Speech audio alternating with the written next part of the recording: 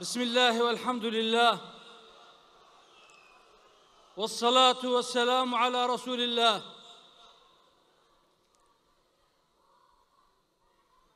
Saygıdeğer genel başkanlar, siyasi partilerimizin değerli mensupları, değerli basın mensupları, Kudüs sevdalıları, hepiniz hoş geldiniz. Allah'ın selamı, rahmeti, bereketi, mağfireti, inayeti hepinizin üzerine olsun.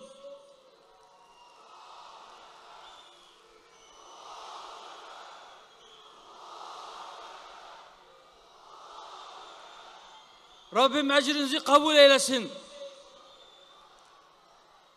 Allahu Teala Mescid-i Aksa için, Mescid-i Aksa'nın murabıtlarını müdafaa için, onlarla dayanışma için burada toplanan hanımefendileri, beyefendileri, sevgili gençleri, özgürlüğüne kavuşmuş, hürriyetine kavuşmuş Mescid-i Aksa'da birlikte namaza durmayı da nasip eylesin inşallah hepimize. Aksa dostları, kıymetli müminler,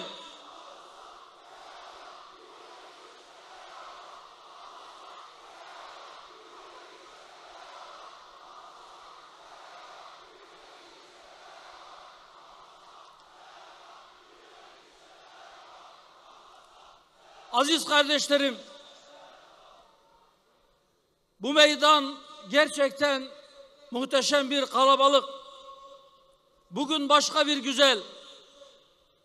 Ama bugün aynı saatlerde Diyarbakır'da da benzer bir kalabalık yine Kudüs'e, Aksa'ya, oradaki mücahitlere, oradaki direnişe selam gönderiyor, dayanışmalarını gösteriyor.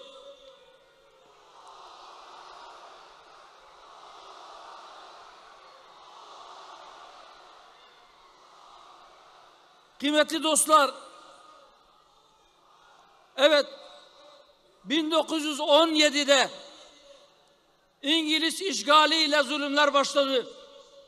1948'de Siyonizmin kendisini devlet olarak ilan etmesinden sonra zulümler katmerlendi.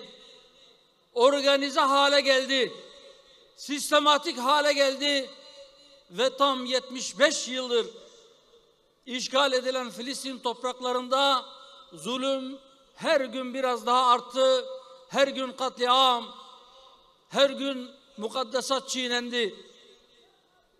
Siyonistler oradaki kardeşlerimizin üzerine bomba yağdırmak için, Siyonistler camileri, Siyonistler hastaneleri, Siyonistler ambulansları vurmak için bir bahaneye ihtiyaç hissetmiyorlar. Ama şimdi, yani 9 gün önce, geçtiğimiz cumartesi günü oradaki mücahitler Aksa Tufanı adıyla bir operasyon başlattıktan sonra onların demir kubbesi başlarına çöktü. Yenilmez ordu hikayeleri çöktü. Bundan dolayı çok hınçlılar. Bundan dolayı öfkeliler. Bundan dolayı panikteler. Bundan dolayı o dünyanın en güçlü ordularından birine sahip olduğunu iddia eden Siyonistler bütün dostlarını yardıma çağırdılar. Amerika'nın savaş gemileri, uçak gemileri, ardından İngilizlerin ve peşi sıra inen büyük çaplı kargo uçaklarla taşınan mühimmatlar sizleri korkutmasın. Oradaki kardeşlerimizin gözünü korkutmuyor. Bu inşallah büyük bir müjdenin habercisidir. Onların dizleri titremeye başlamıştır. Onlar bir başlarına Filistin'deki mücahit kardeşlerimizle baş edemeyeceklerini anlamışlardır.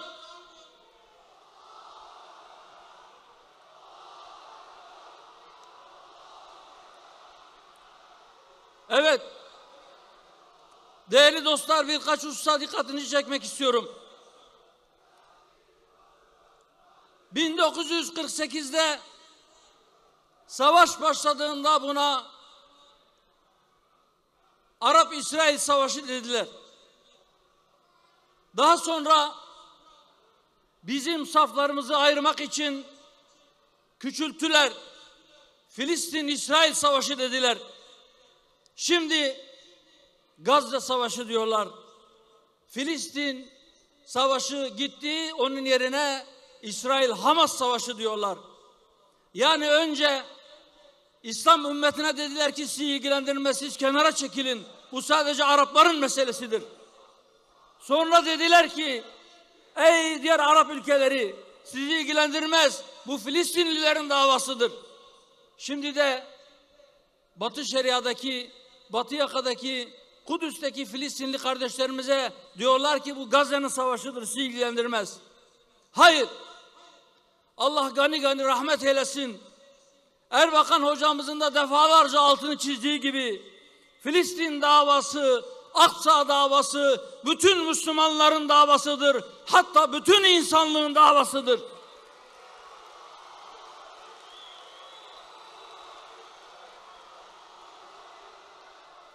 Orası bize Hazreti Peygamber Aleyhisselatü Vesselam'ın anılarını, İsra ve Miraç mucizesini barındıran kutsal bir mekandır. Allahu Teala'nın Kitab-ı Kerim'inde bahsettiği mübarek bir beldedir. Yeryüzünde kurulan mescitlerin ikincisi, Müslümanların ilk kıblesi, İslam'ın 3. harem-i şerifidir. Dolayısıyla hepimizi ilgilendirir. Hepimizin davasıdır. Siyonistler orada sadece Filistinli kardeşlerimize saldırmıyorlar. Siyonistler orada aslında insanlığa saldırıyorlar. Sadece emzikli bebeleri öldürmüyorlar. Sadece beli bükülmüş ihtiyarları, sadece kadınları öldürmüyorlar. Onlar bütün insanlık değerlerini çiğneyerek aslında insanlığa savaş açmışlar. İnsanlığı öldürüyorlar. Dolayısıyla ben insanım diyen herkes bu zulme mutlak surette karşı çıkmalıdır. Sesini yükseltmelidir. Böyle bir zulüm, böyle bir katliam, böyle bir insanlık suçu işlenirken sessiz kalamayız. Kalmayacağız. İki taraf var. İki taraf arasında tarafsızız, bizi ilgilendirmez diyemeyiz. Demeyeceğiz. Biz tarafız. Biz zulme karşıyız. Biz mazlumun yanındayız. Ve Allah'ın izniyle o zulüm yok oluncaya kadar da biz bunu haykırmaya devam edeceğiz. Yarın bir gün inşallah Rabbim fırsat nasip eder.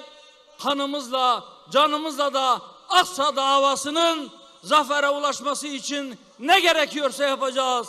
Hangi bedel gerekiyorsa onu ödeyeceğiz Allah'ın izniyle.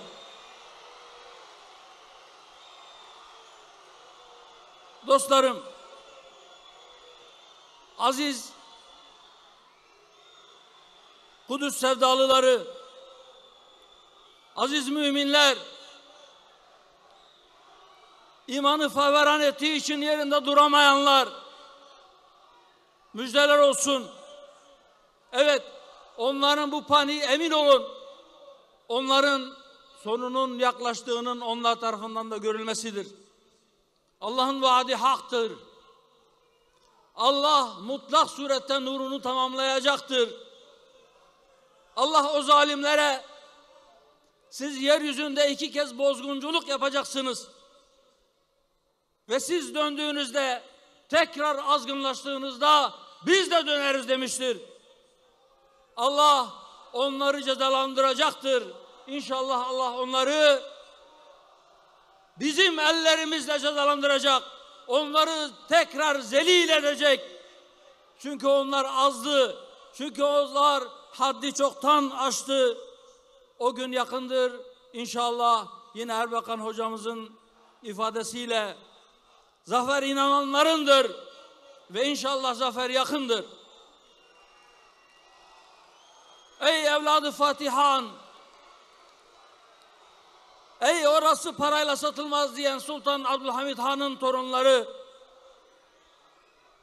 ey Selahaddin Eyyubi'nin torunları, Kudüs Fatihi Şark'ın sevgili Sultanı Selahaddin'in torunları ve ey muhterem Cennet Mekan Erbakan hocamızın talebeleri, İnşallah dayanışmayı güçlendirin, azminizi bileyin. Zafer yakındır inşallah. Rabbim o Siyonistleri, zulmü bizim ellerimizde kahru perişan eylesin. Ümitsizlik yok. Biz bu şuurumuzu kaybetmeyelim. Biz bu oyunlara düşmeyelim. Bu sadece Filistinlilerin davası değil. Bu sadece Arap milletinin kavgası değil. Bu bütün Müslümanların davasıdır. Öyleyse ayağa kalkalım.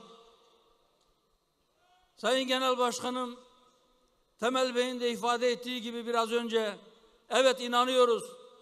Mazlumlar ayağa kalkınca zalimler diz çökecektir inşallah. Müminler, adalet isteyenler, barış isteyenler, yeryüzünde adalet hakim olsun isteyenler, sıkılı bir yumruk gibi bir araya geldiklerinde Allah'ın ipine topluca sımsıkı sarılın emrine uydukları zaman, o zaman fitnenin karargahı dağılacak. O zaman zulmün beli kırılacak. O zaman zalimlerin dizleri titreyecek ve inşallah o gün mazlumların yüreğine bir surur, bir ferahlık gelecektir. O günün yakın olması dileğiyle hepinizi Allah'a emanet ediyorum. Esselamu aleyküm ve rahmetullahi ve berekatuhu.